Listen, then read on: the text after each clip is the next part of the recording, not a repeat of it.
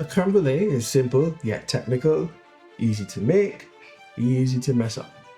Best case scenario, what you're looking for is a chilled, smooth, silky custard that's contrasted by a crisp layer of caramel. Caramel though, not burnt, stuck together clumps of sugar. If you're tasting the grains of sugar, it's not done right.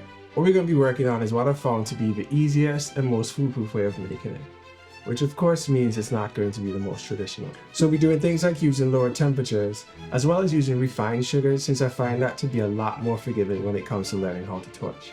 One thing though, while you can use vanilla extract, if you can, try your best to get vanilla beans, because these are going to make it taste way, way better. All right, let's do this.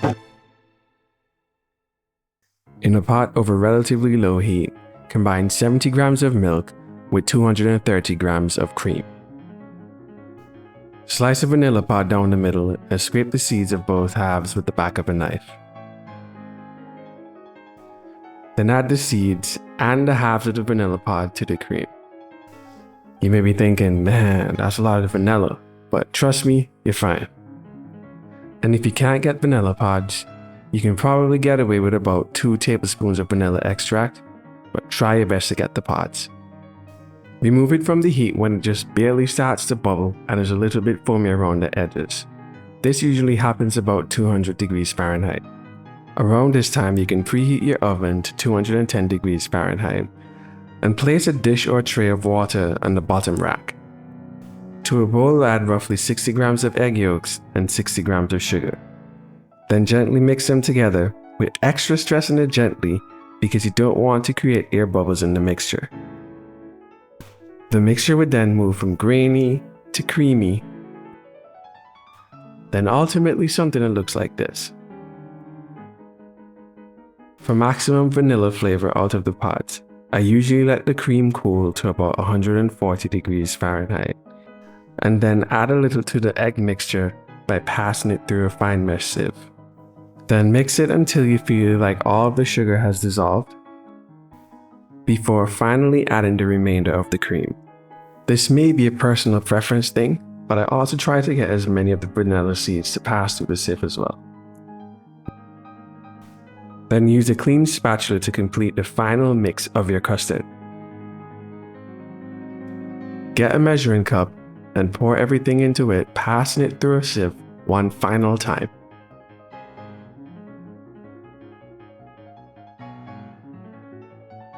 This recipe yields enough for 4 4-ounce ramekins.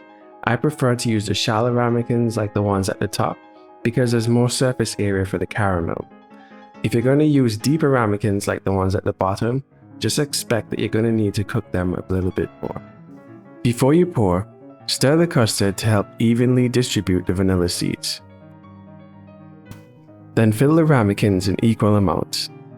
If there are any bubbles or excess foam at the top of the custard, you can shoot them with one quick blast of a torch and that will get rid of them.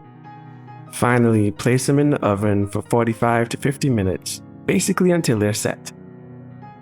Set really is 100% a look and not necessarily a time. Alright, let me burn my fingers now to demonstrate.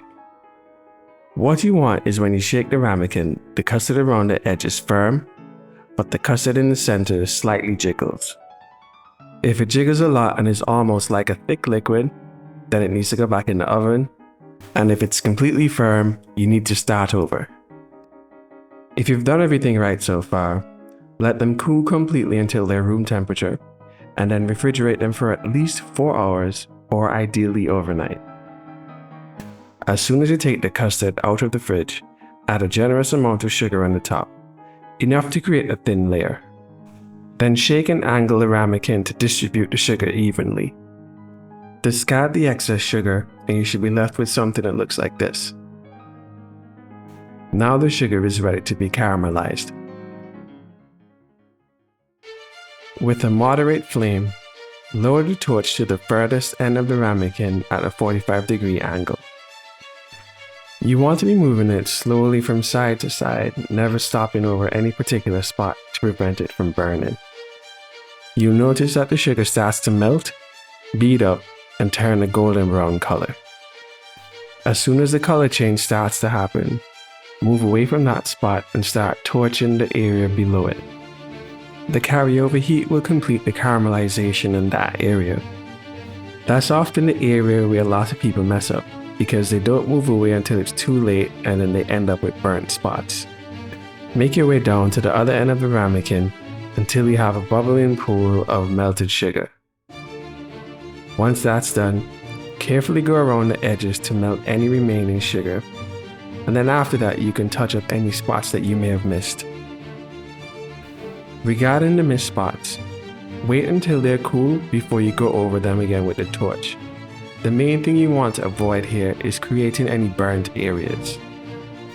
There are probably other ways and techniques of doing this with a torch, but this is the one that I've found that works every single time and to me is the easiest.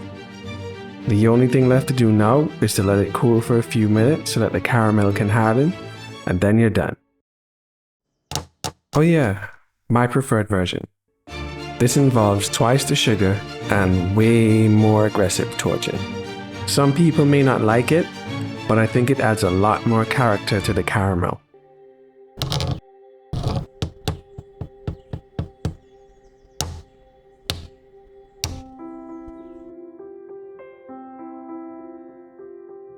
This is the type of caramel layer we're looking for. It's not clumpy grains of sugar with burnt spots. Instead, the sugar is melted into a crisp sheet of glass sitting on top of the custard.